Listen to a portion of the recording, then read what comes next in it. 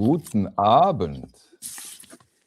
Long Guten time Abend. no see, at least on the English channel, so I have to be careful not to get into German. But Stunty will help me not to do it.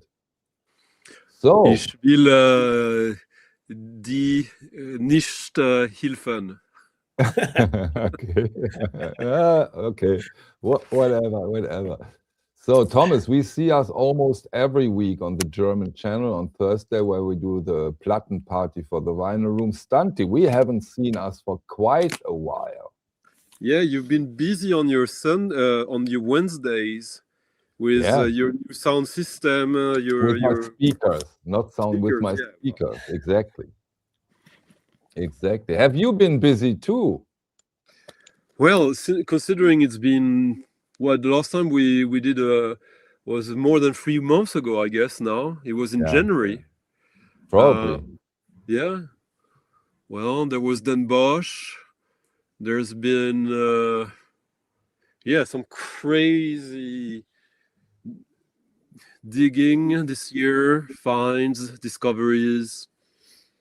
I mean, how could it be different when you do what we do? Very, very well put. Yeah. Today we do talk about records. We show records, and we go a little bit different than we did with the wall of records, because we have a new thing on the Vinyl Room, the online shop. Because what we can do now, and I think I show it. So you can listen to those records when you go to the Vinyl Room site and open a record. You just go on play album, and then you get this.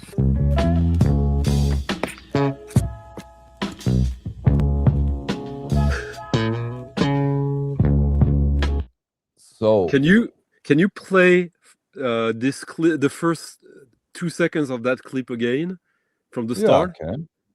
If you want me to, I can. Please. Yeah. Isn't it nice when we start with a big fart like that? I knew when you asked so nicely, something very, very bad is coming. I was sure. No, but that sounded a little bit like a trumpet. I don't know how it sounds when you fart. My farts are not that funky, to be honest. Well. Yeah, and so you still have the opportunity to get into the music, or most of the music we show. Can you just fuck up and don't open your records, please, while I'm talking? or shut up the microphone, so you can listen to it and get an idea of what we are talking about, which is of course still very important, especially when we talk about records that are not so common. I mean, the last one was quite common, but often Thomas and Stunty talks about or shows records that are not, and so you have now also the opportunity to get into the music. There might be what might happen is that you cannot open videos. We had that, for example, on Saturday morning, because we only can provide 20,000 titles within 24 hours. And from Friday to Saturday, those 20,000 views were reached. And so until the next 24-hour circle starts, you could not listen to music, but that should not happen too often. So usually you can listen to the records we talk about, we show here. See, Stunty, nice to see you back. Exactly. Oh, Manfred. Yeah, I prefer Manfred, who puts me first here. Yeah, of course. Yeah, and Manfred was even faster. Yeah. It's Wombat, bonsoir, good afternoon. Okay. So, yeah, let's get right into it, I'd suggest. Thomas, you want to start? I can start. I just heard you play the clip from this one, so it's a good one to start with. Yeah, let's start with that one.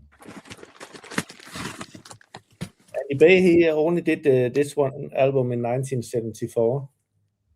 He released it on Atlantic, which is also like not a normal thing for Atlantic to release. Oh, okay. This. So we could have and we should have seen that title on the Atlantic 75, right?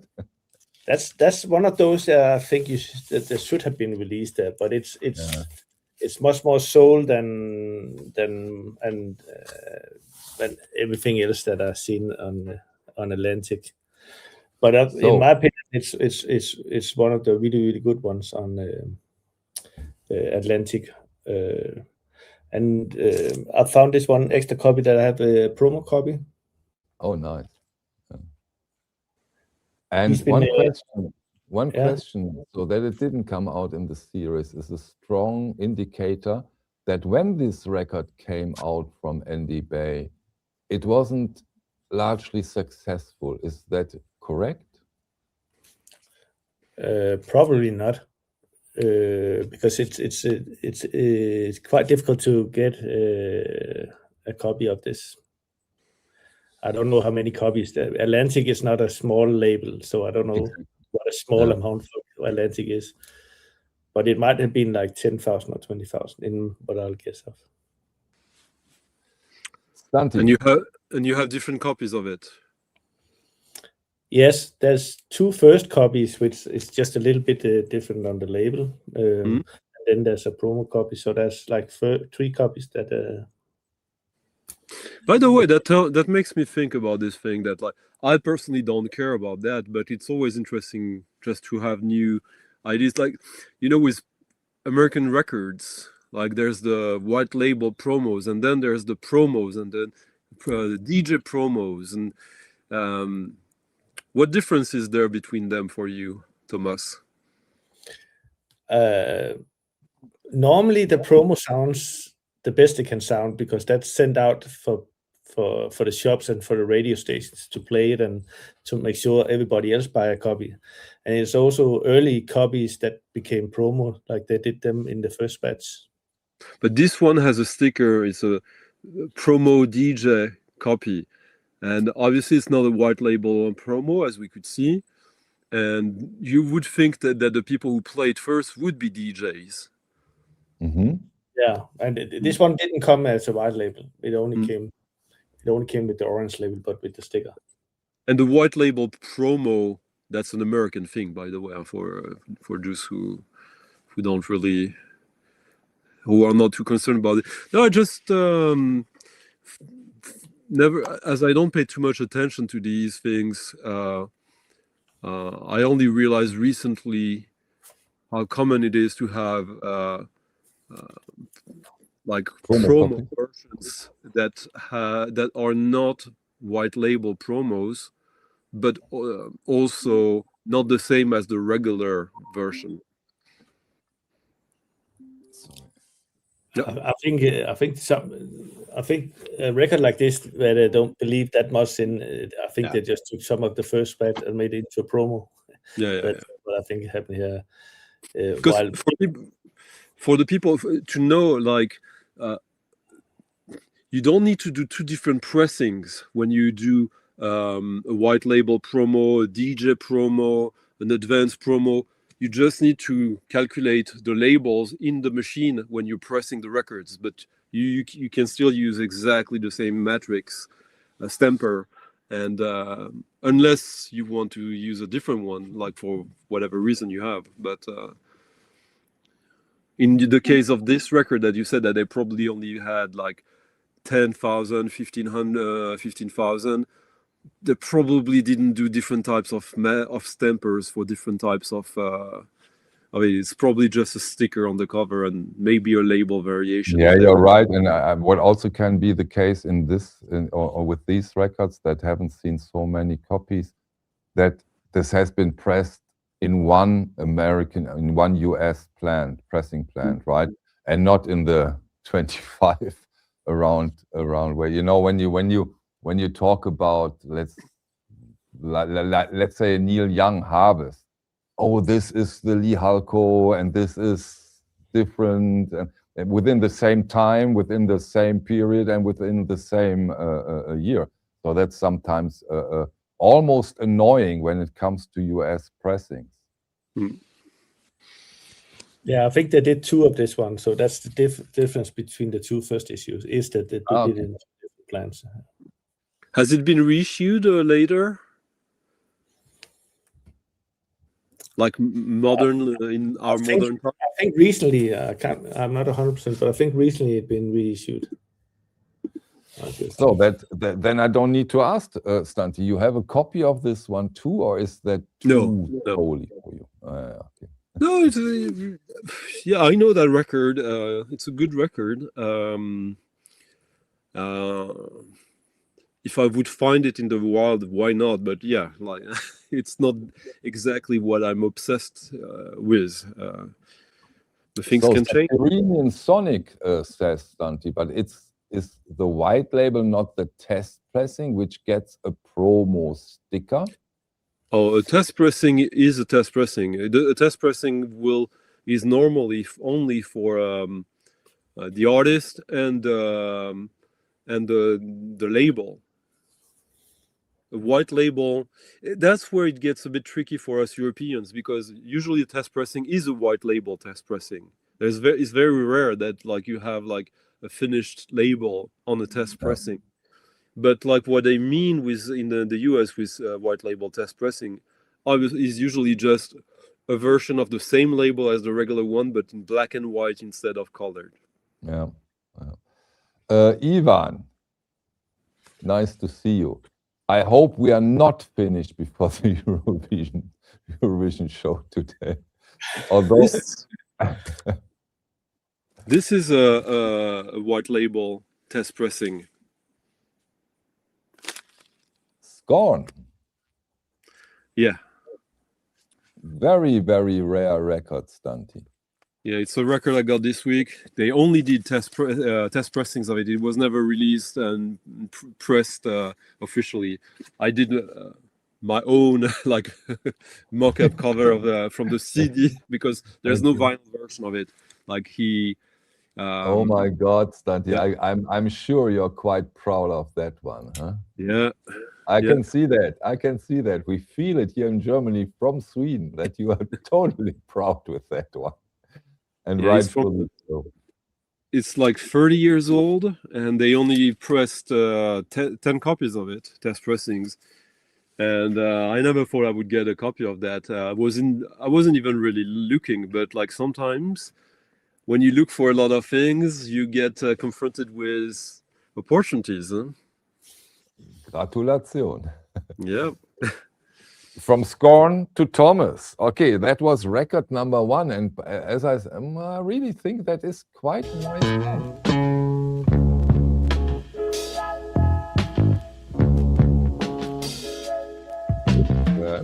We must get close. So I fumbled. Sorry, Thomas, go on.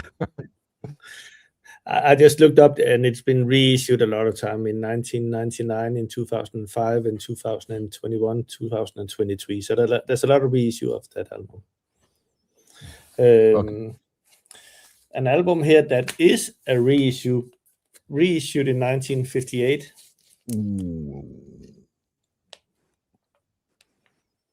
Isn't that the first?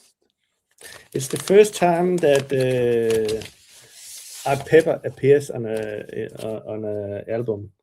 Yeah. And the first issue came in 1956 on red vinyl with the white sleeve, and the second one here came in 1958 with the yellow sleeve, and it's on a small label called Tampa. Looks to be in terrific condition, huh?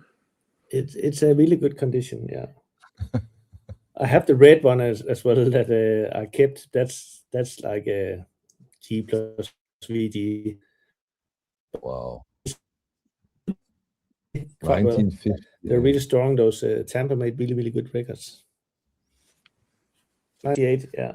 So this is the very first Art Pepper and, album. was one of my favorite Art Pepper album is actually this one. I saw it before when you put up the Andy Bay one on for sound clip. You should hear the sound clip on this one. I think track 2, if you can find that one, Michael. I try. I have to reopen it. Give me a few seconds. Oh, here we go. Here we go. Here. So what I cannot do is choose a track.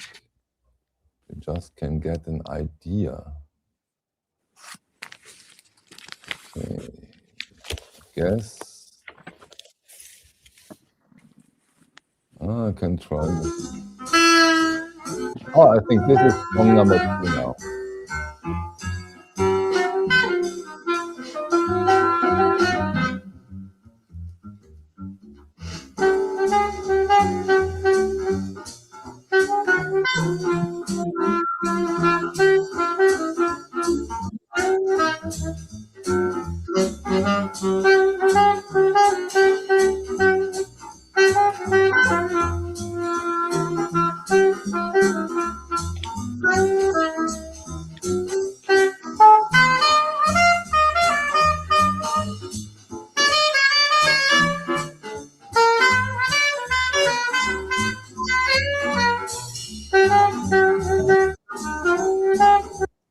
So that one is on a red vinyl. Probably yours or ours is on a Black vinyl. The first issue was on the red vinyl for 56, but that's in good condition. That's like €600. That's really expensive. Yeah. You can see this has number TP28. It's a very small label. Started at TP1, and I think it goes to like TP42 or something. There's only 42. But a fun label to dig into with a lot of artists that I only have heard on this label. Well, it's still also the early days of vinyl records anyways, so. No need to ask if it's mono or stereo, right? No. So what's your take on Art Pepper, Stunty? I'm sure it's not. You're not a completionist, right? No, I don't think I have a single Art Pepper record. Like what the clip you played was nice. It's obviously it's bebop jazz. I mean, I guess it's also interesting to listen to records like that, how they sound, how they were recorded. It's just that, as far as I'm concerned, I'm looking a little more for a challenge than in this music. We all know that by now, of course. Yeah. My question was a rhetorical but you know what? There's music like, it's funny. I noticed lately I've been doing a few DJ sets in bars and stuff like that, in more like casual environments, and I played a lot of jazz that was not too dissimilar to that.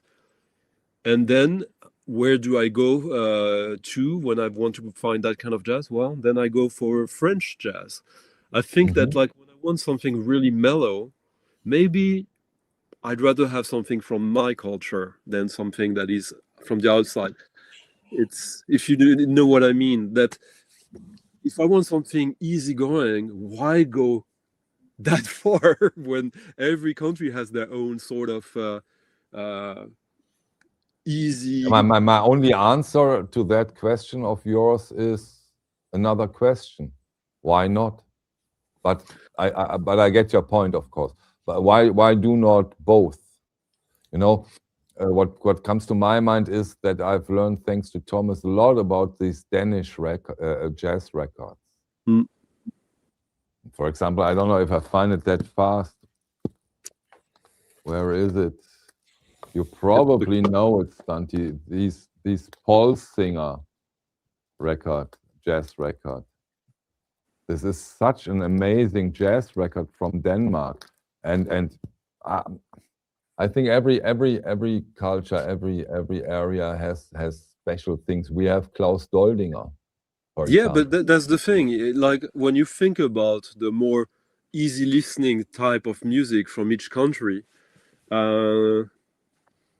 I think it's interesting to it's something I've thought about recently, to focus on that kind of music that is coming from your own culture rather than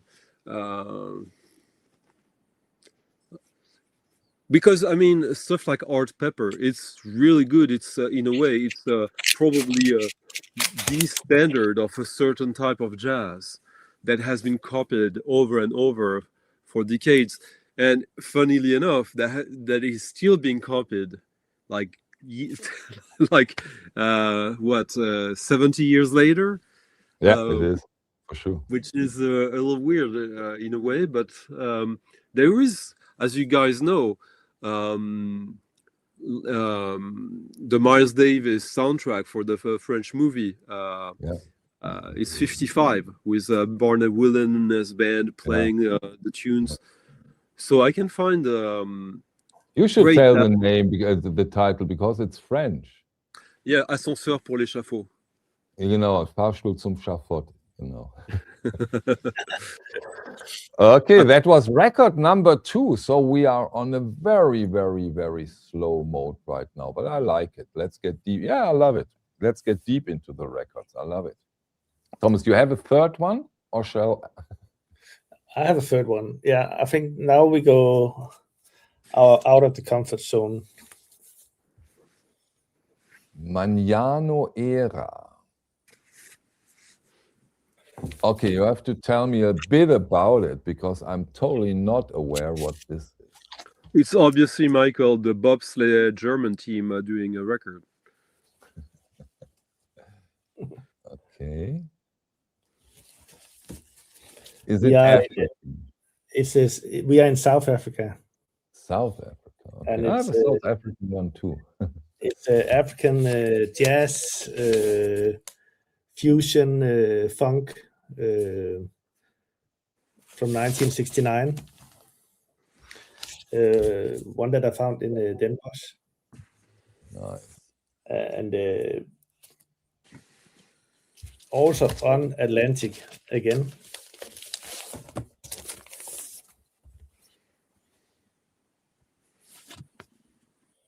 Another Atlantic label. Oh, wow. Okay. So this is an example of a record where we do not find a video. So you cannot listen to this one. It's African fusion jazz funk. You have to buy it. You need to buy it if you want to. And you won't regret it. I guarantee you. Yeah, those are the very special things, right? You found it this year in Den Bosch? Yes. And you already knew it, or you became aware of this one when you saw it? I've seen it before, but it's the first time I got the chance to buy it. Cool. So the price is relatively reasonable then, right? It's not that crazy expensive. I think it's reasonable. There's also there's only this copy that you can find for sale. Only this one. Okay, cool. Yeah. Stunty, do you know this? I don't know that one, no. Never seen it. We have a buyer, Stunty. Well, so it's interesting. What is the music like? Tell us more. It can go ahead and be a little bit too sweet, but with a weird sound to it. But is it jazz? Is it funk? Is it? It's jazz funk. Yeah, fusion jazz funk. Electric. A bit electric, yes. It's very. I need to see here. Oh, it's 1980. So it has the electric feeling to it. Okay, cool color, yeah. Yeah, it is for sure, and beautiful gatefold. Yeah, in South Africa, I have a South African record here too.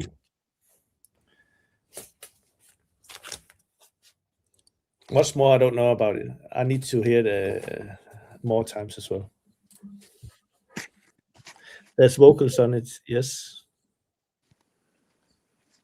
Yeah, I'm sorry, but you know, if there is no file of this, we cannot provide you on the vinyl room shop with music. How does it sound for you? Come again? I have a record player here. Let's see if we can hear something here. Ah, okay, cool.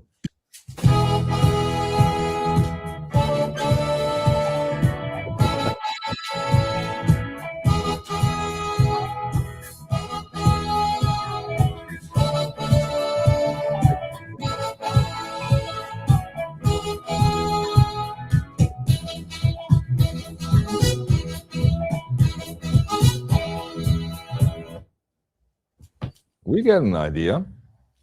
And we get also a nice view on Thomas' dildo collection. Until you are back first, really.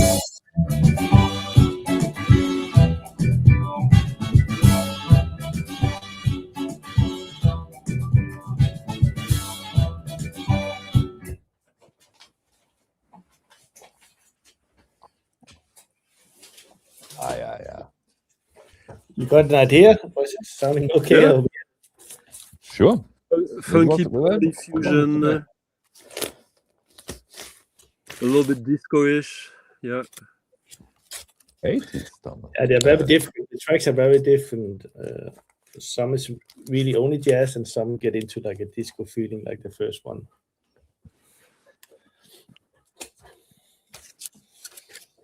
I want to just quickly tonight is Thomas who's showing records, but since I saw Ed Topo in the chat, I just wanted to quickly show this that I just got.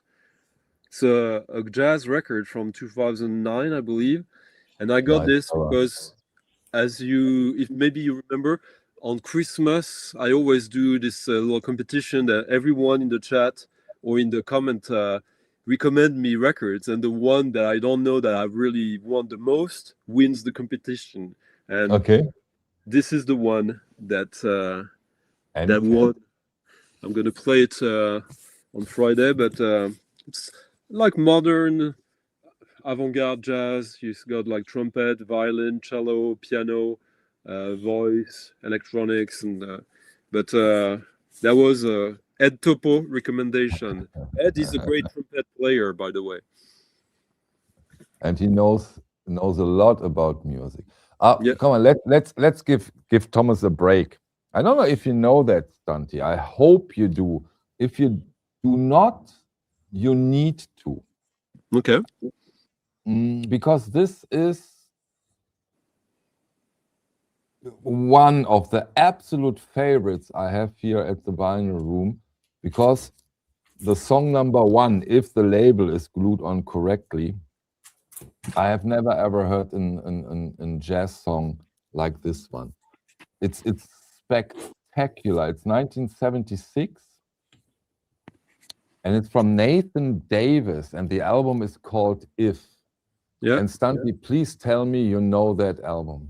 Yeah. It's a classic. It's fantastic. It's like in the early 2000s, late 90s. Like, I mean, so Nathan Davis was, I guess he's got his resurgence in France, actually. That's true. Yeah. That's where this kind of jazz was. Like Nathan Davis and Lloyd Miller, it's not the same thing at all, but they kind of go hand in hand in like the type of collectors who were really looking for these records back then.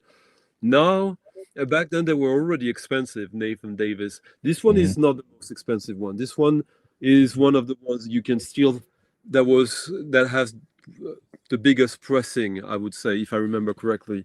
But it's I'm not that sure that you are correctly, but when it comes to the price, but this is of course relative. I know there are other Nathan Davis records that are way more rare than this one. Yeah. Of course, they go into the Okay, these are extremely expensive. It's still rare. This one. It's really, really. And do yourself a favorite and listen to Sticky Buddy, song number 1, side 1.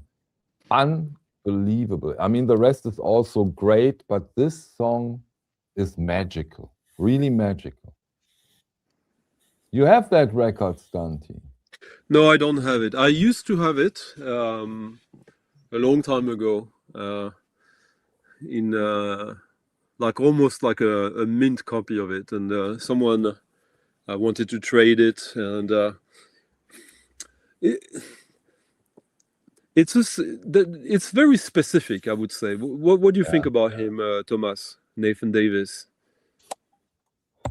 I collected all his albums, and I think this one is different from the other one. This one is more funky. He's normally much more normal jazz, but this one is more like a dance record, a lot of the tracks.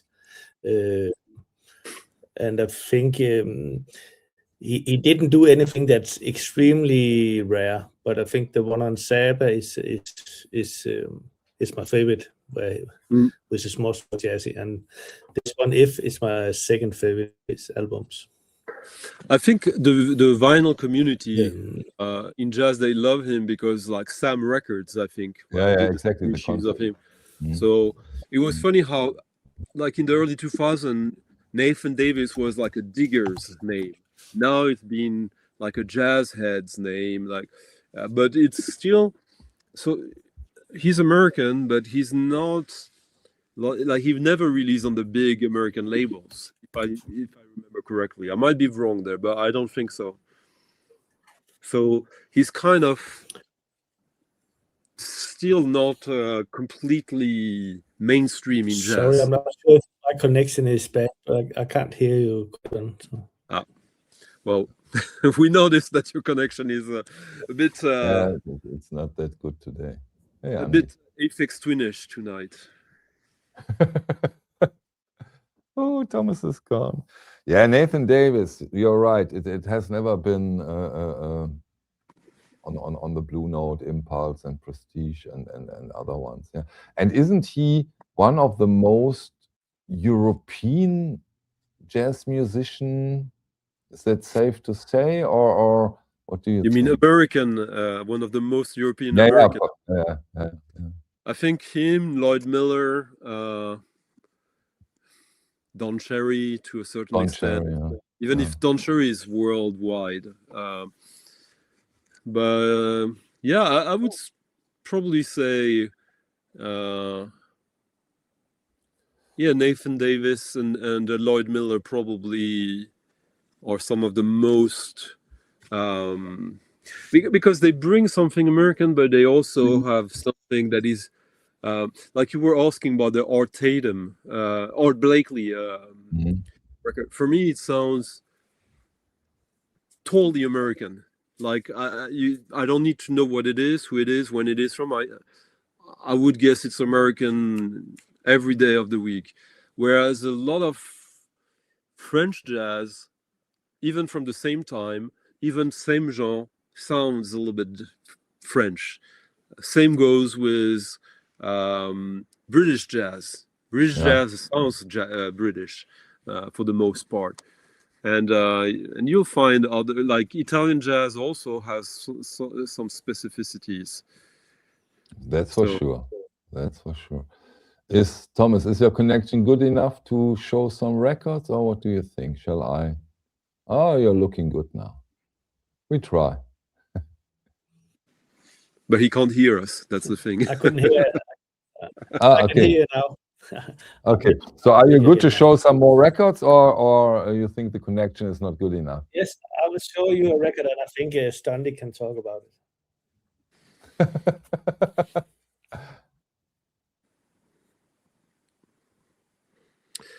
I know that record. I don't have it, but I know it. What is it again? Remind me. French release. Oh It's, yeah, Jazz no, I know Afro what it is. Yeah. from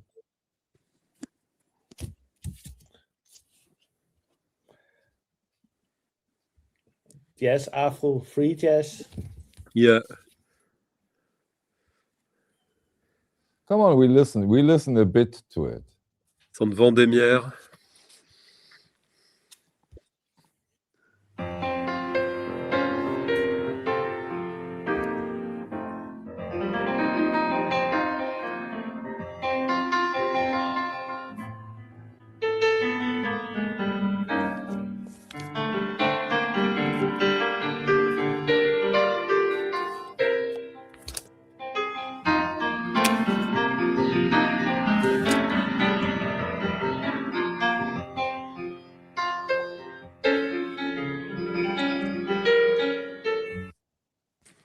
Oops, sorry.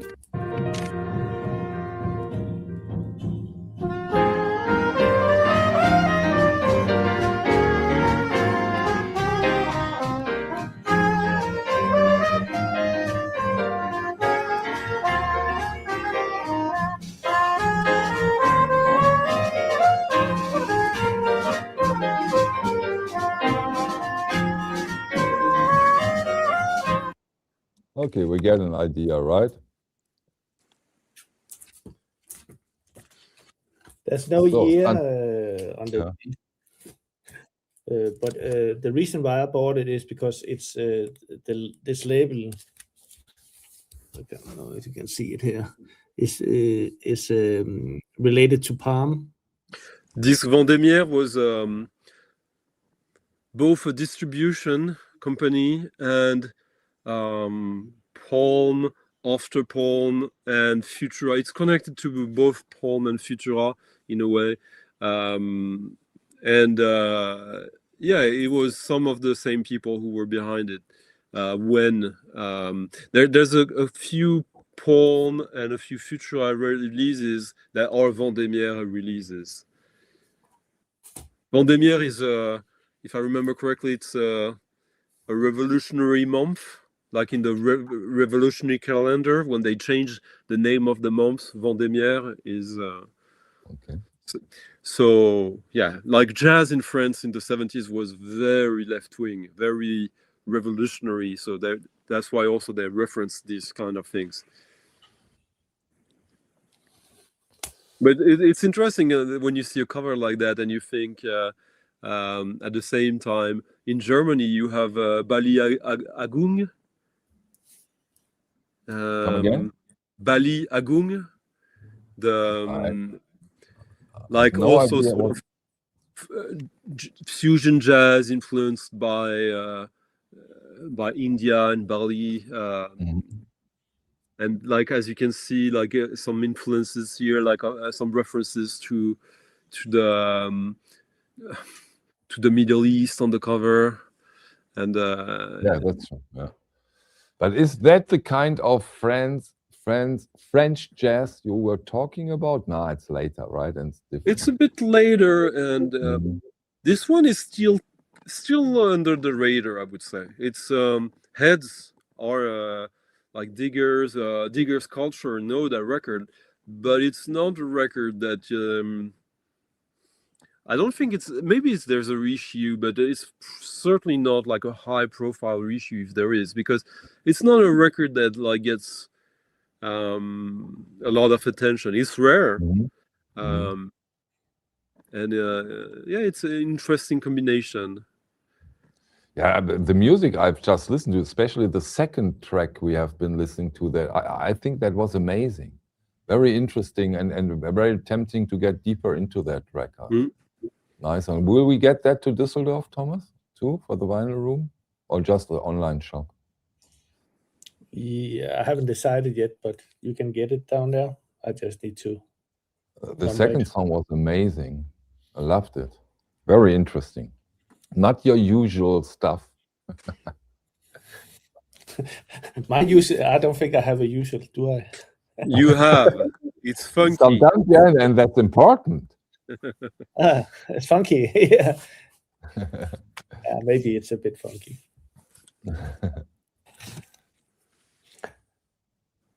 Then maybe you can talk about a German record, Michael. Okay, I try my best. Clarke Boland Sextet, music for the small hours. Someone mentioned it in the chat earlier today. Yeah, I just saw that, so I was just like, and it's funny. Was it this one? No, that was the movie. And it's on German Columbia. What a wonderful label. Yeah. I got Michael a record of this band years ago, a Swedish release, I think. Yeah, Hitvomit talked about it. Yes, so we can get into it then. But I right now, Thomas, I have to disappoint you. I cannot talk about that one. Well, it's not that German, if we're being honest. I think it's recorded in Germany. Recorded 1967 in Cologne. Yeah, Cologne is a city here in Germany. Yeah. I have heard of it.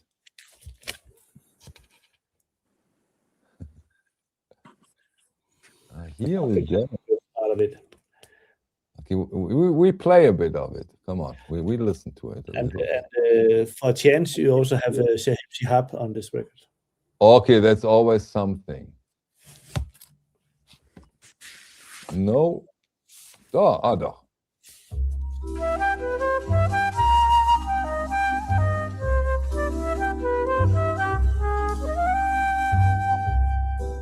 I used to visit all the very gay places, those come what may places, where one relaxes on the axis of the wheel of life, to get the feel of life, jazz and cocktails.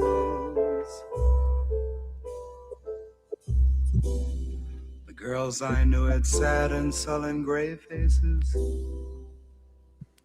with distinct gay traces. Okay, very calm, probably that one track, or is it a calm record, Thomas? Oh, it's that track. I don't remember that one. So I choose the calmest track. Okay, Yeah. and another important thing. When you go to the vinyl room shop, you see the pictures are from the record that's actually offered.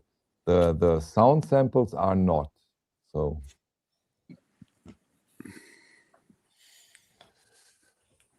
But if you collect German jazz, it's one you need to have in your collection. And It was quite fond of it. It's quite much more weird and up-tempo part of it. Yeah, I can't wait to listen to that one. It's an interesting cover art, though, I must say. Yeah, but the cover art seems familiar. I already thought, oh, I've seen that record. It's not. Isn't it a bit generic? You can see who plays on the different tracks. Ah, well, that's a good thing. But you see, it's like almost like a library sheet or something. It's it's basically it's almost like a library record in a way. But the fact that they printed this music for the as like a written typo there, this is obviously a choice. So it's sort of a high concept cover for a record of that time. True. Nice one. Now I spoiled Stunty a bit. Now I talk a little bit, so Thomas can take a break. I talk a little bit about his favorite music genre. Oh, I'm afraid already. No, you don't need to be. You don't need to be, because you are not a rockhead, right? And I'm not a rockhead too. But through Thomas records that we now have here in the vinyl room, I learned quite something. And I have discovered 4 amazing rock albums I haven't heard before. And of course, I'm quite eager to hear your opinion if you know the album. And I can imagine that you do know those, because very early 70s, and you have a genuine interest in music and records. And I show you now a record from the Vogue label, German pressing. And this is a fantastic record. Do you know Arsache? Yeah. Yeah. Come on, Yeah, it's amazing. If you like, it doesn't matter if you like rock or not. Come on. It's funny because I'm pretty sure that the Spaceman 3 ripped off that cover for their compilation Drugs to Listen to Music to Take Drugs To, or something like that. Yeah. It's sort of if I remember correctly, it's sort of a rip-off of that cover. And at first, for the many years, whenever I saw that record, I thought, well, oh, that's that compilation of outtakes of Spaceman 3. But So that was a big mistake. But come on, this is a brilliant album. Although it's labeled rock music. Come on, Stunt. You have to admit it's very messy, isn't it? Very what? Messy. Yeah. It's like freaky, messy, hippie. Yeah. And when and on many songs, 2 guys are singing, and they sing in the 1/3 on the left side and 1/3 on the right side, and that's amazing. The sound effect is amazing, and they have this early rock attitude where you have that artistry, different instruments than 5, 6, 7 years later, and also this slide, not too much. Sometimes you have that too much in that area, but not on those records I show now. You have that little medieval touch, which makes it quite a beautiful listening. Same goes for a Norwegian band. I think it's Norwegian. And I have their second album. I think I have the second, and this one is their first album.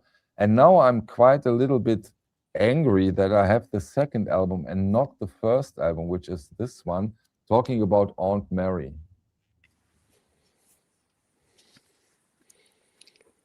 Yeah, I've never really. I've seen that cover a few times, and I'm not sure I've ever listened to that one. Please do me a favor. Listen to that one. It's rock music. It is. Can we play it? I try. Give me a second. I don't know if it's in the shop still. I can use the search function. Give me a second. What do you think about it, Thomas? In that kind of music, I really like that album. I think it is also funky, not just hard rock. Is it like funky proggy? I can give you an example now. There we go, and there we see how the website works even more.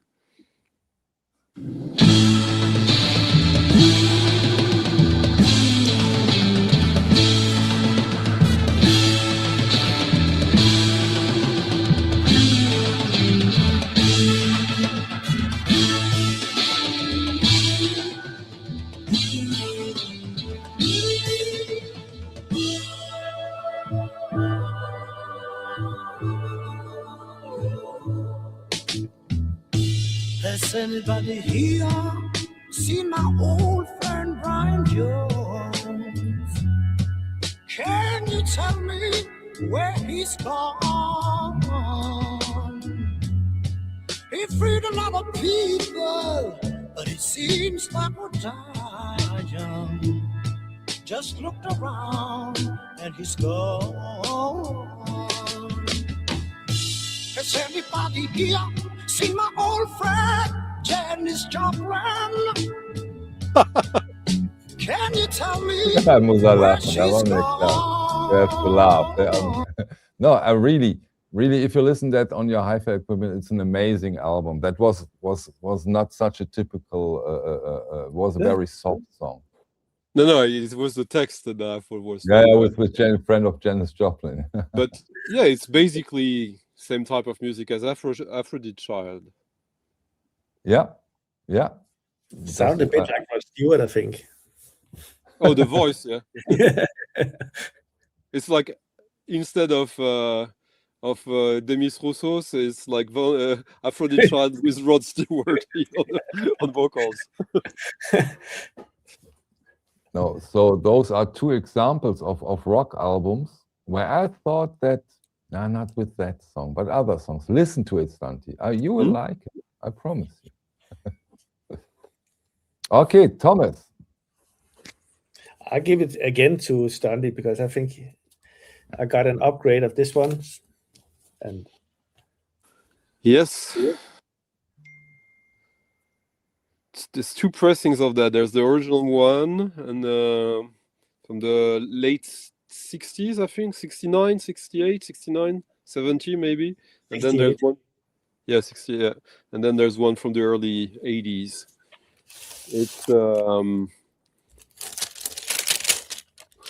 It's quite busy. It's on SFP. Yeah, right. SFP is Société Française de Production, French production company.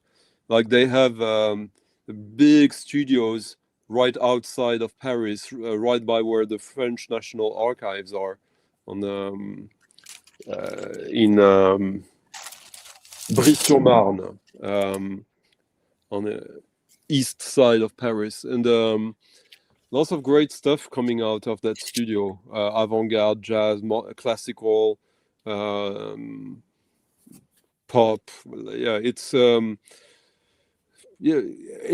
one of the best recording studios in Europe ever, and people don't really not realize that yet. But like it's a big band. There's a lot of. It's not a minimalist jazz record at all. It's great, and very, very French. Jef Gilson is the guy who founded Palm, as we discussed them earlier, and yeah, good one, Thomas. Thank you. Come on, we listen a bit into it. Yeah.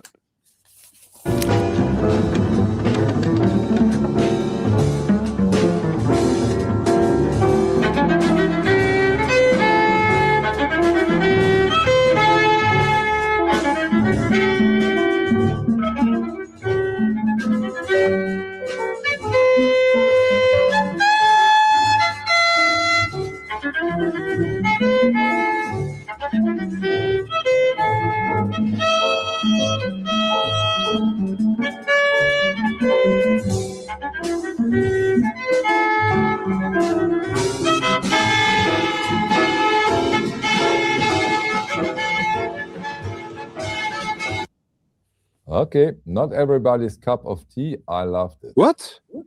Not everybody's cup of tea, trust me. It's a good cup of tea. Well served cup of tea. It should be. I mean, it's a little bit like crazy, but like it's not like too. Only crazy. No, I agree. We're talking 68 here, which is amazingly early for that kind of stuff. Amazing. Yeah. I mean, it's this.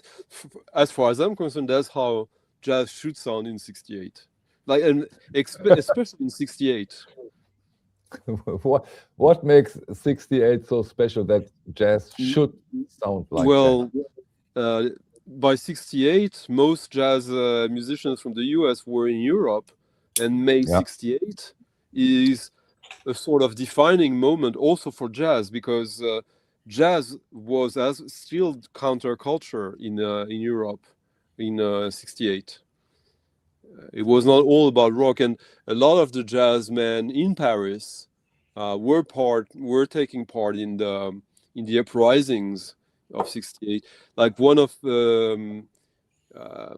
one guy who is on all these records, Bernard Vité, who I used to be friends with before he passed away. Like, he was telling me that like at 3 o'clock in the afternoon he was on the barricades.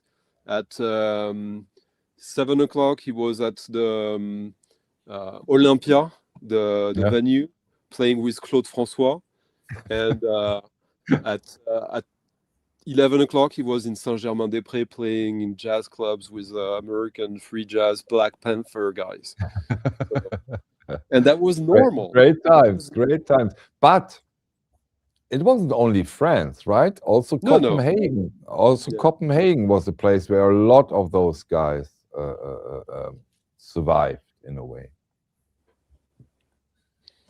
Yeah, I think Italy, France, Sweden, Netherlands, and Denmark were the countries, I guess, that were the most welcoming for American jazz musicians. Yeah, in Germany, not that much. Probably due a little bit, but yeah, but not that much. It was because of the weather.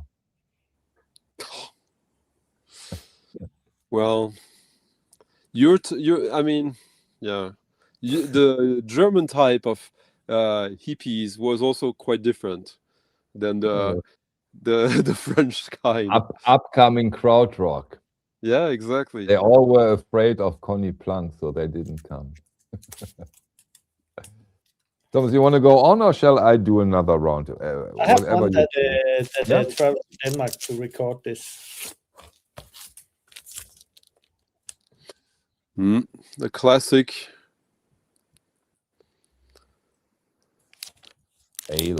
Iconic record cover. That cover art was amazing. Now that you mention it, an amazing cover art that was. Wow.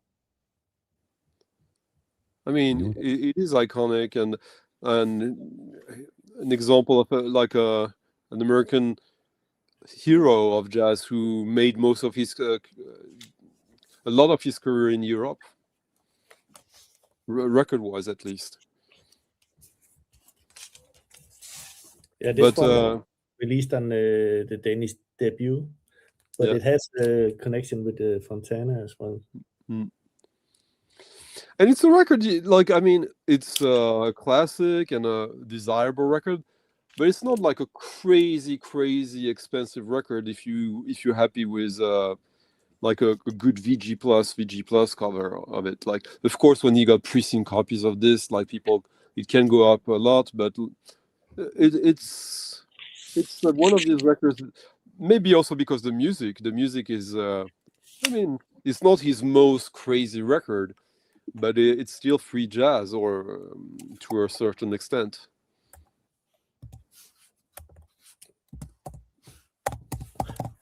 I don't agree that it's easy to find it. I think it's one of the rare debut records to find in a good condition. That's what I said. Like, it's relatively easy to. It's not crazy expensive if you want like a VG plus copy of this. There's copies around. It's not like an invisible record. No, but it started 650 for VG plus, so it's not like cheap. Not cheap. You can find it for less. There's the copies same of it. discussion with Stunty. Yeah, Stunty. You can find, if you don't do anything else than digging for records. When I say that, that's not what I mean. Like, what I mean is that, like, at one point, like, there's a lot of records on Discogs that are like the one copy available, or the copies are very high, but like in reality, it's and I think it's good for that record because that record is important in jazz history, and it's not one of these records that you will never ever see. You can still find it. And Stunty, yeah, if you see that Scorn record where only 10 copies exist as a test pressing, yes, and I mean, you know, what you also should consider is supply and demand. Yeah, but I'm talking about you have some extremely obscure records where 18 copies has been pressed, and of course those are almost invisible, but often only 3 people are looking for them, and nobody realizes that they are invisible because nobody Absolutely. cares. But I'm comparing it to the Jef Gilson record that Thomas showed right before. That is way more rare than the Albert Ayler record. And it was released on a major label in France. Anyways, but still had a smaller pressing than that Albert Ayler. It's because but then we are again. But then we are at supply and demand. Maybe more people are looking for Albert Ayler than the other guy. That's what I'm saying. Yeah. But that is not that. If you want those records, that doesn't help you, because of course I see them more often, but they got also sold more often, which in the equation comes out for the very same. If you have an ultra rare record that comes to the market once per year, but only every third year someone is looking for it. You might be right, Michael, but that Albert Ayler record in specifically, I know it very well. I know. But I think what you said leads you to the wrong track. In a way, let's say Beatles. Let's go into extremes. Beatles are not invisible records. I think we all 3 agree on that. But finding a very good copy is not that you do that on a daily basis. That's literally the first thing I said. I said, like, you can find, this is a record you can find like VG plus copies, but if you want like a super clean copy like the one Thomas showed, then that's a different challenge and a different price. And there's also things that are very different. Is that I sell this one is a near mint copy. I need to pay some provision. I need to pay some taxes. I need to pay some. So at the end, I get like a third out of a record like this. So you can't compare it with selling to a friend or selling to. If it's business, it's something else than what you can be lucky to find. I was just talking about this one in special because it's such an iconic record, and it's. But I think it's made in 2,000 copies, so it's not like a huge amount of records out there. In some cases, Thomas, 2,000 copies. I think if you consider the whole production of records, it's in the upper shelf. Even if that sounds crazy, I think most records came out with 200, 300 copies. They were happy when they sold 150 or 200, but that doesn't change my opinion that it's always supply and demand. 100%. Yeah. Shall I, or do you want, Thomas? Whatever you want. Oh, David Versman. David Versman. So it's he played a lot with Steve Red, and I believe that's the record that's the one record of his that is not on the Steve Red's label. The one that came a little later. It's on Sun Music. Yeah. It came in 1980, I think, in 1983 actually. Tell us a bit about the musician, Stunty, the music. What? But look at the look of the guy a little more. Like show us like, oh my God, that jacket with the birds. And I've seen worse. Oh, I'm not saying it's bad or good. I'm just saying it's the guy knew what he wanted. That's what I'm saying. Oh, that's beautiful. Yeah, so David Versman is basically known because of his participation to the, for most people, obviously. I'm sure his mom has a different opinion, but his participation to little adventure that Steve Red had with what's the name of the label again? Thomas, help me out. There's like 5 releases only. Yeah, and I think we already had them here, did we?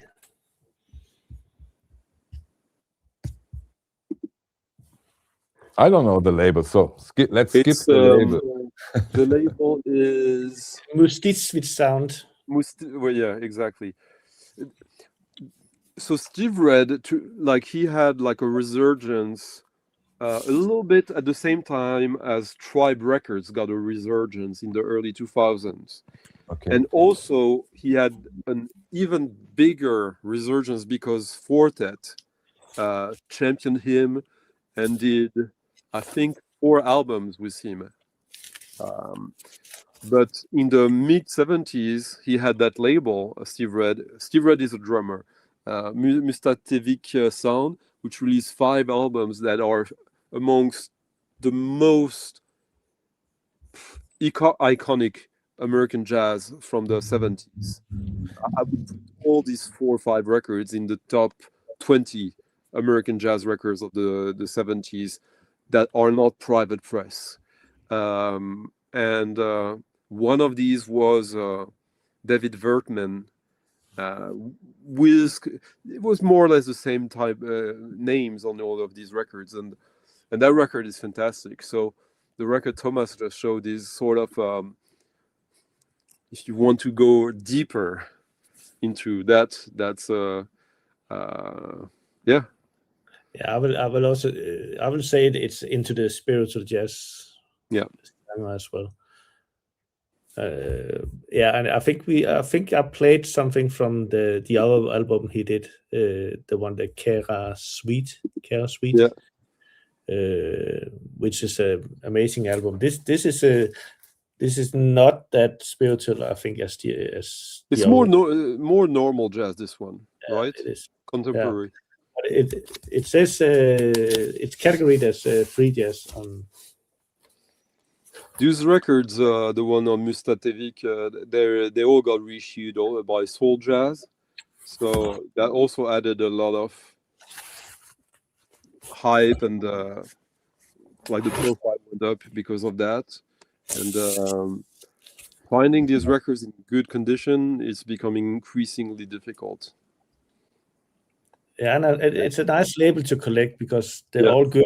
I think there's 6 albums. One is not that good. I think there's only 5. I think there's 6. Or maybe you're correct. There's one that's not good, and I don't even remember it. There's one with I can see here, Les Walker. Oh yeah. You're right. Yeah. That's a little bit out of. Yeah. It doesn't keep the standard as the other albums. But this is for me. This is really, really good as well. It's really enjoyable to listen to. But just his name is part of the mystique of like some of the most exciting jazz of the 70s from the US, for sure. Yeah. Okay. Let's get into him a little bit. Come on. Play a little bit.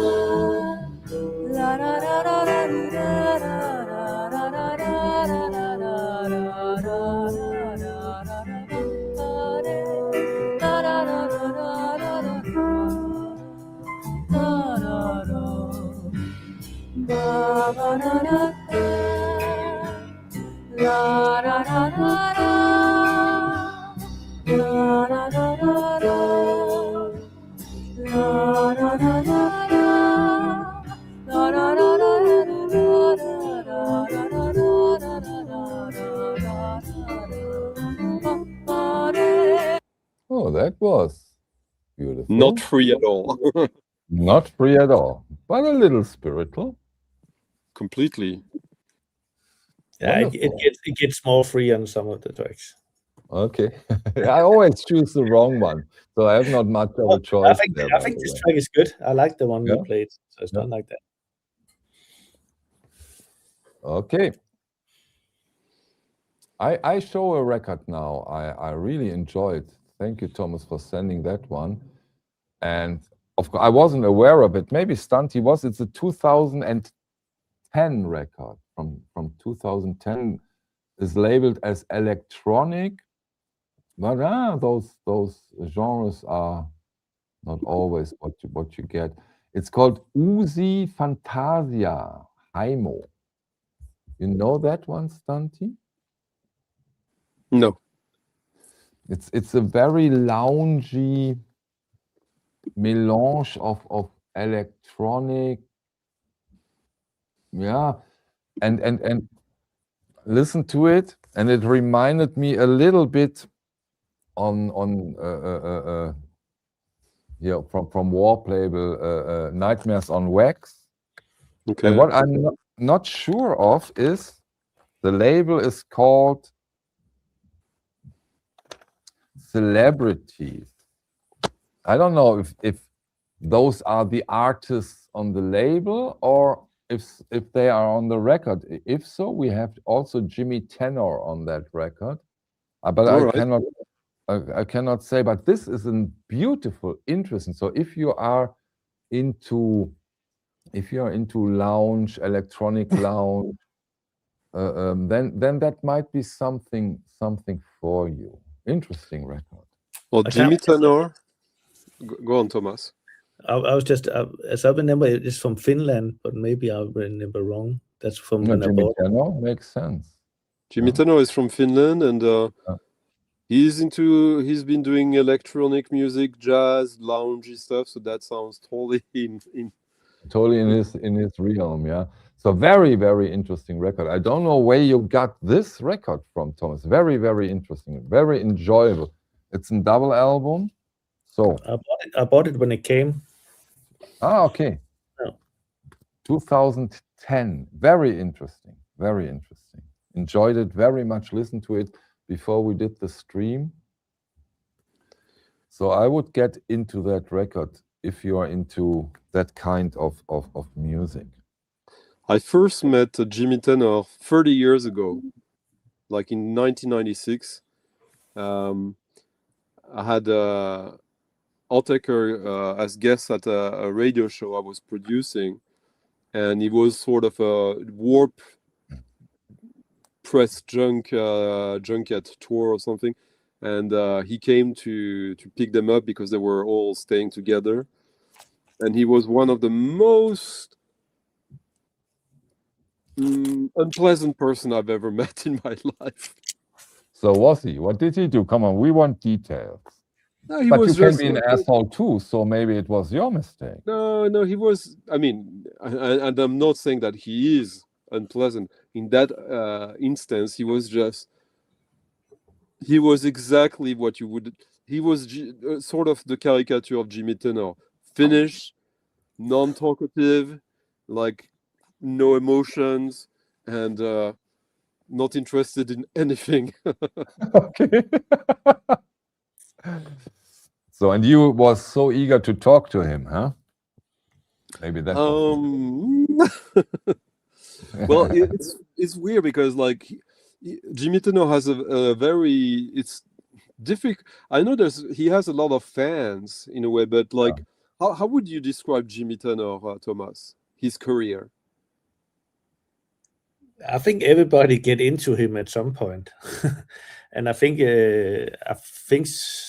some of the track that not well known are some of the best ones, I think.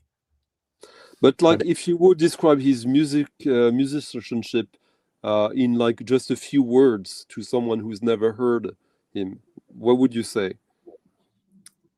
Easy to get into. Huh. You're not wrong, but I would also describe it as a Finnish electro crooner, which sounds not at all easy to get into. Come on, Jimmy Tenor isn't that bad, Stunty.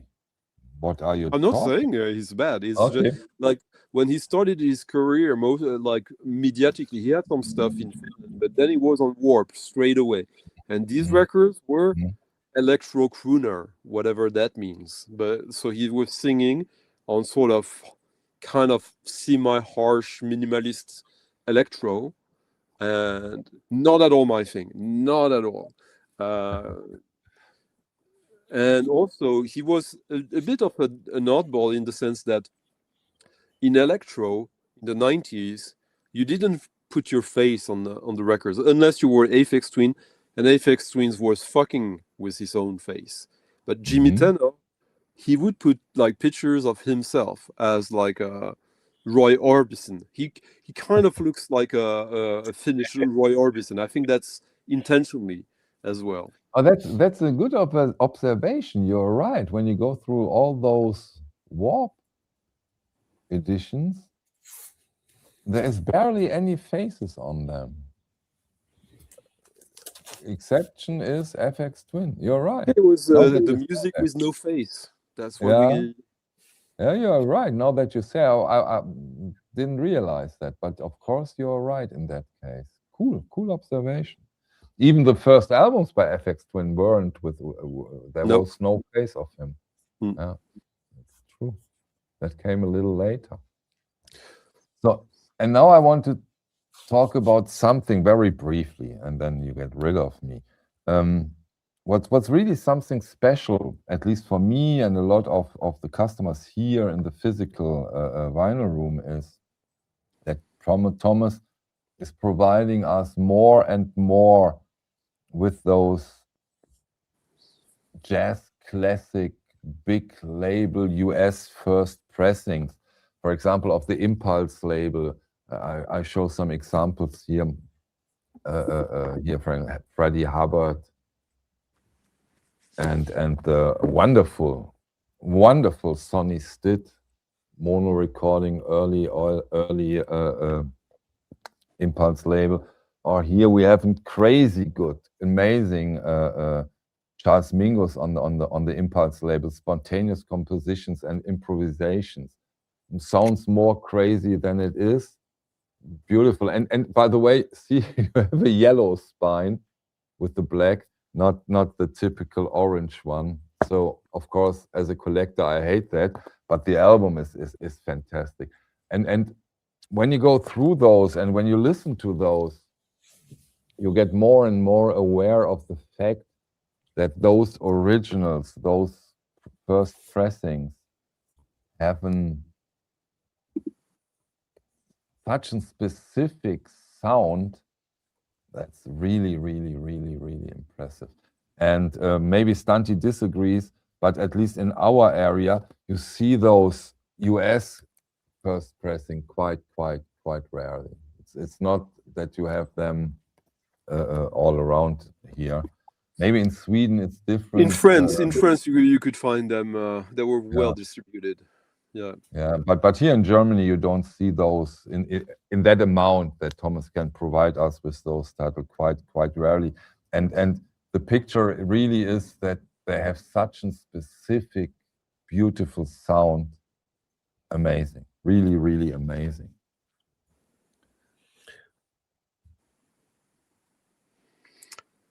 Ivan is saying there's a little bit of a glitch on the website that he's found videos not matching the records here, but hey, we have almost 10,000 records in the store. That might happen, Ivan. That might happen. There are also some records that don't have a track, so we can only do that much. Come on, enjoy the ones that are there, and don't concentrate on the few that are not there. No, Ivan is just trying to help out. He's not. No, I know. But this is an automated process. Otherwise, it would not be possible. And I'm very happy that Audiophile Germany, Thomas Küpper, he programmed that, and I think it's a huge thing that we have that, so that we can learn, get into the music. It's there for enjoyment, not to be disappointed that on that record there is no track. But I'm just trying to find albums that you can't find Yeah, exactly. And as you can see, you already managed with the one from South Africa. Yeah, of course. Thomas, you have some more? Yeah, I don't think this one you can get a sound clip of. Okay, is it on the shop already? I try. It is. It's in the shop now. Yeah, I look for it. Maybe that's I sound clip. think It's from Thomas. South Africa. Thomas, wait a second. Wait a second. sound I show you something. I show you something. Yeah.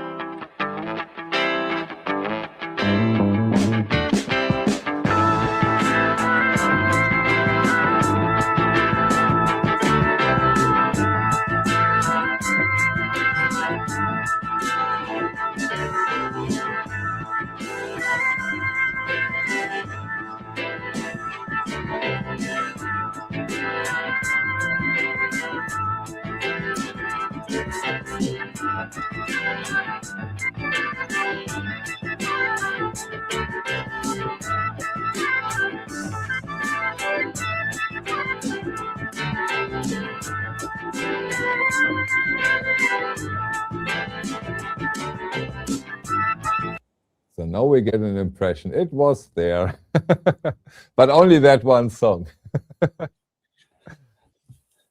Yeah, beautiful. You saw the label, South African Skyline, 1975.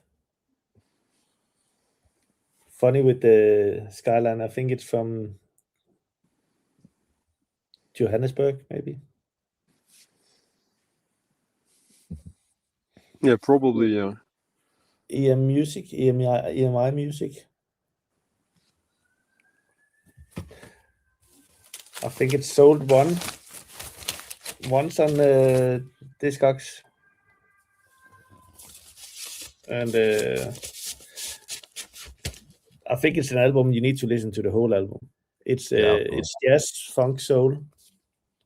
You know, in the very, very most cases, you need to. So those things are just to give you a slight idea, of course. Have you seen it before, Stunty? Yes, this one I've seen before. Oh. But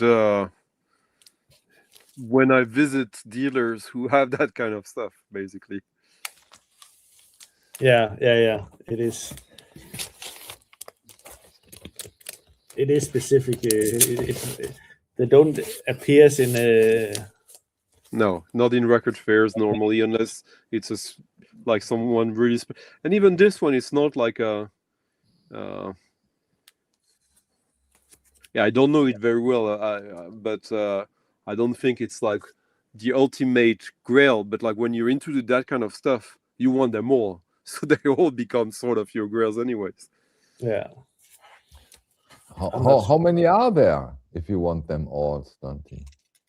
Is that a narrow genre where you don't have thousands of titles? I think if you're into South African jazz, there might be like, I would say 200 albums that you really want to have.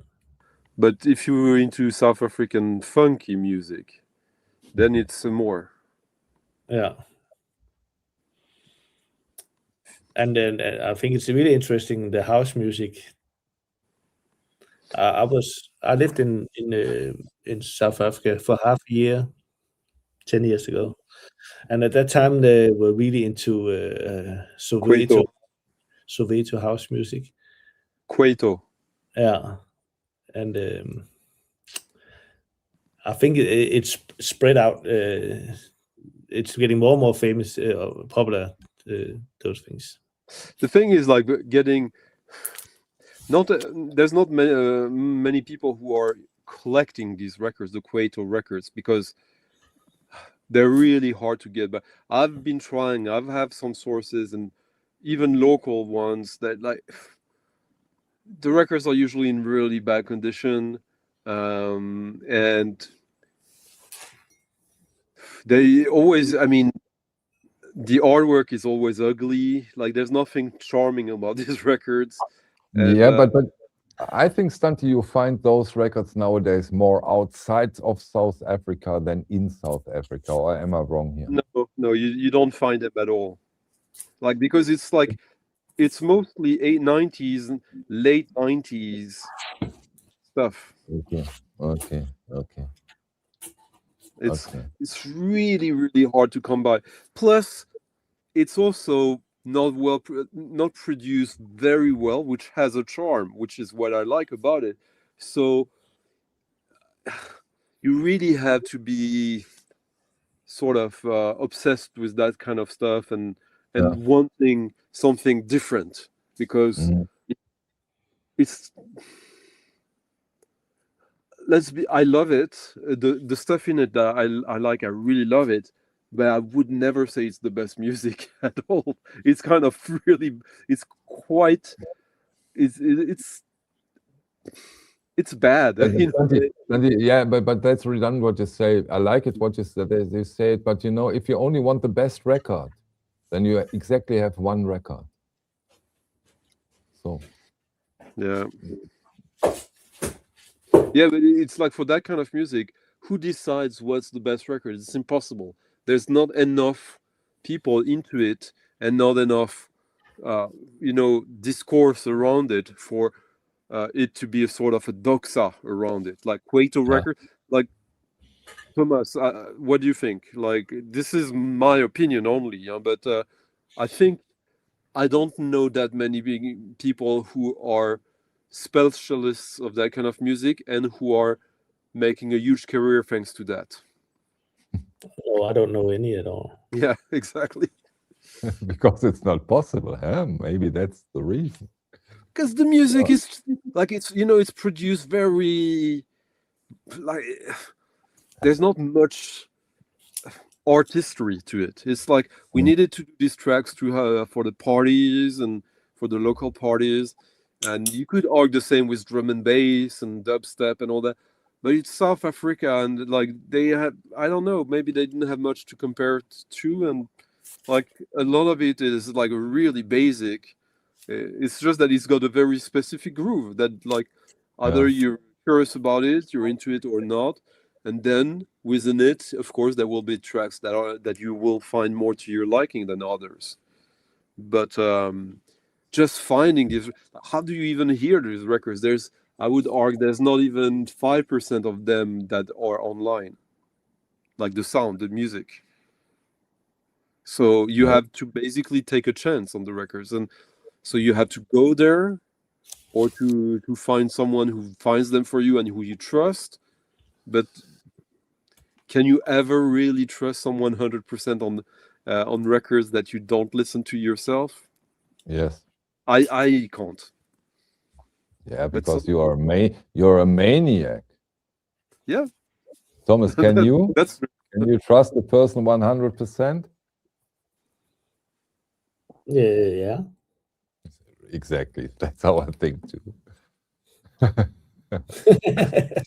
Yeah, I can't. I absolutely can't. It's not that I don't want to. It's just like when with this kind of music, it's too specific. And I just found this. This is also from South Africa. That one looks like a South African record for sure. Shotgun Boogie. Shotgun Boogie, yeah. A really good. But has there been a scene like we saw with Zamrock in Zambia when the government took things into their hands? And is there something similar to the South African music, or is that just grown within the parts of cities?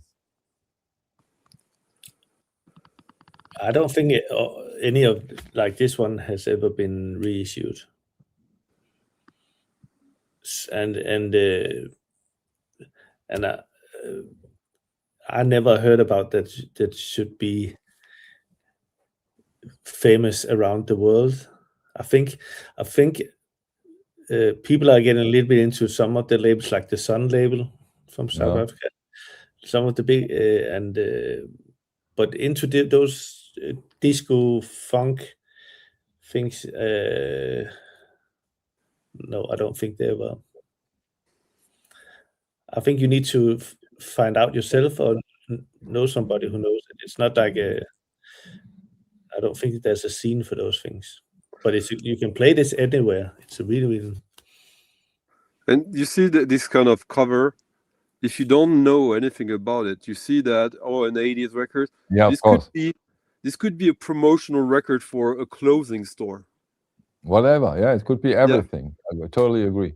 Yeah, but what can they do? I mean, how do you do a cover where it shows, oh, this is from South Africa and it's a great record? You have to listen to the music, like always, right? They didn't care that much about it that way. Like it's like when you look at Zouk Records, it's always like it's almost a joke how bad the artwork is on 99% of all Zouk records. It's always like guys trying to look fancy and have no idea what fashion is outside of their very small little world, and it's always close up, like their version of what macho is.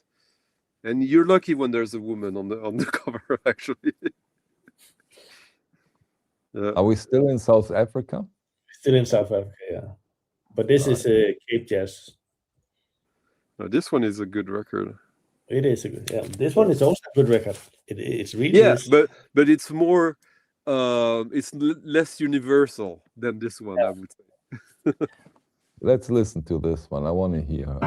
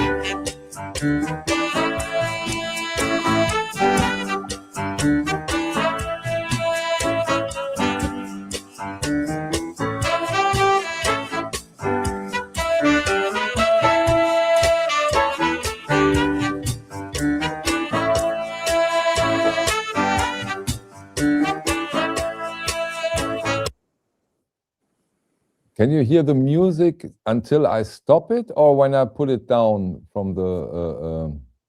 until you stop it. Ah, okay, cool. So while you were showing, you could hear the music? Yes. Yes. Okay. Kind of high-pitched. Like no bass, basically, but... Yeah, come on, it's just to get an idea.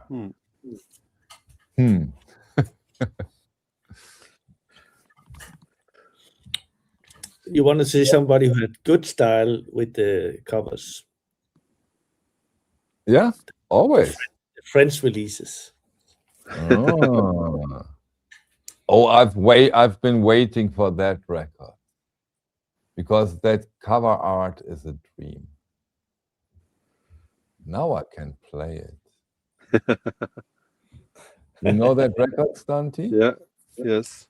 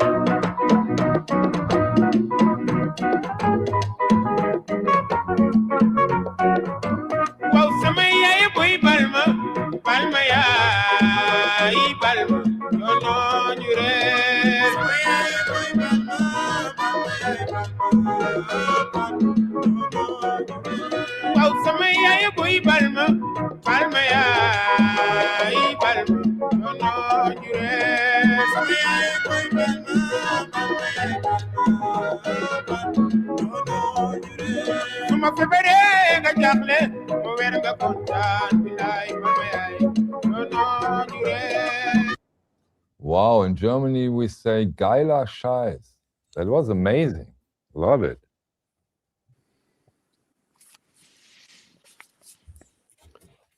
French See release. Stunty, see Thomas, cover by's work. Sorry, I didn't Cover understand. by. A cover by works. This is the cover by for me. Yeah, it's an amazing. Yeah, it's good to take a chance on. Yeah. You'll definitely listen to it when you see it. Yeah, that sounded great. Wonderful record. Cool stuff. We are talking 1981. Okay. Scylla production. Thomas, Stunty, tell us about Scylla production and the Gestu de Dakar. I can't tell you much about it. It's Try your best.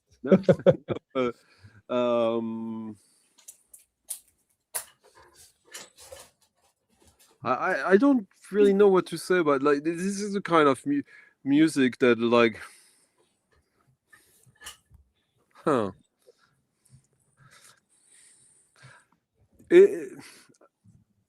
it's more Thomas music than me. Like, this kind of music, I really like it when they don't have electric guitars. Like, it's been like increasingly so for me over the past couple of years, actually, that when I realized that, like, oh, when electricity arrives in these countries, it changed the music a lot.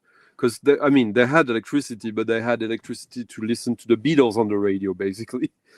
Yeah. And it's interesting how almost everything changed almost instantly and everywhere. That you got like the Zamrock, that everything got funky with electricity, which is very different kind of funk.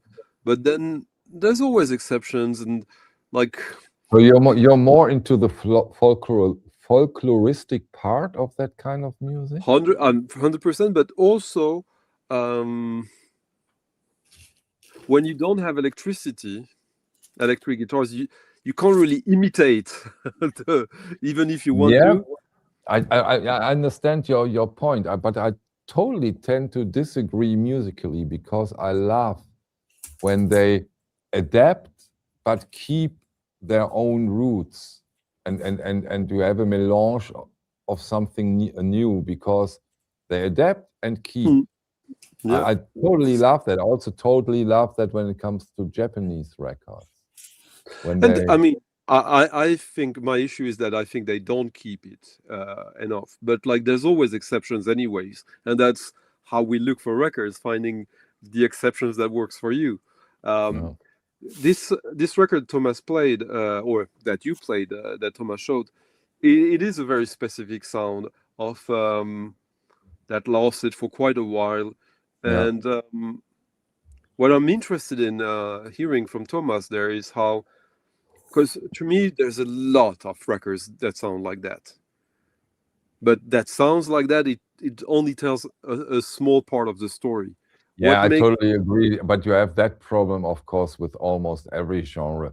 No, but like in this genre specifically. Yeah, but I wanted to ask Thomas, how do you make the difference between the ones that really wow you and the ones that, like, oh, it's okay, it's nice? I think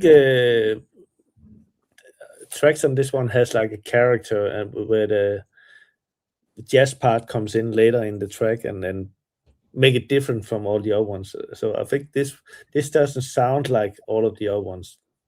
Because you agree, there's like hundreds of stuff like that. Yeah, there is. But this one has a more personal character than I agree. When the other one has. Okay, gentlemen, 1 hour 40 minutes, I think, for the first run. You are hungry? I'm hungry. Super hungry. we made our impression, and yeah, we've learned our lesson and know how to go on with this, because that was the first time we did it that way. There was that question if there is actually no wall of records anymore from Andreas. Of course, we will go on with that every now and then, but for sure not on a weekly basis. So yeah, every now and then we will go also on into that. But I think this format has the big advantage that we can get into way more music and way more records than with the other format. And yeah, for Ivan, it's Eurovision sound contest next. I'm totally out of that bullshit, but everybody what he loves. I mean, I'm not sure. Like, I would argue that you could be into Eurovision while not loving it at all. Like, I'm sure there's people who is just like a thing. You watch it, you might even hate it. But yeah, but it has become a total freak show, and no, and more fire, more no. I You mean that it looks like a no. Kiss? You mean that it looks like a Kiss concert? Yeah, but at that time it was original, and but nowadays this is just I don't know. I don't know. Totally out of that one. But I'm happy to hear that you're totally into it, Stunty. So enjoy your Eurovision Song Contest. Come on now. Thomas, thank you so much. And all of you who watched what do you have there? Come on, if you want to show a record, show it. Or was it just subliminal? It was just subliminal. It's reggae. It's for Thomas. Good reggae. Dub. I have it. Thanks, guys. See you probably next week. Thank you so much.